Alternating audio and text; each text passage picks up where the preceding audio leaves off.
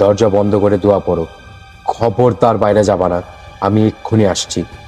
আমি নিশিকে বললাম, আয়তুল কুরসি পড়তে থাকো, ভয় পেও না, মা আসছেন।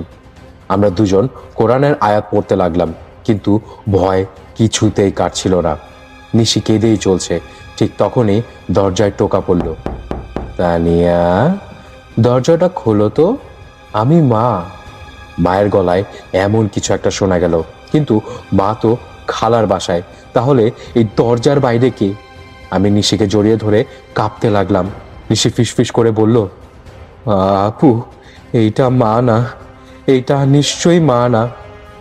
আমি ভেতরে ভেতরে জানি নিশি যা বলছে তাই সত্যি। আমার হাত পা অবশ হয়ে আসছিল। আমি আবার মাকে ফোন দিলাম, কিন্তু ফোন কেটে গেল। বারবার চেষ্টা করেও এক অদ্ভুত বার্তা শুনতে পেলাম, আপনার কাঙ্ক্ষিত নাম্বারটিতে এই মুহূর্তে সংযোগ প্রদান করা সম্ভব হচ্ছে না, দয়া করে কিছুক্ষণ পর আবার চেষ্টা করুন। দরজার বাইরে থেকে মায়ের গলা আরো জোরালো হতে লাগলো।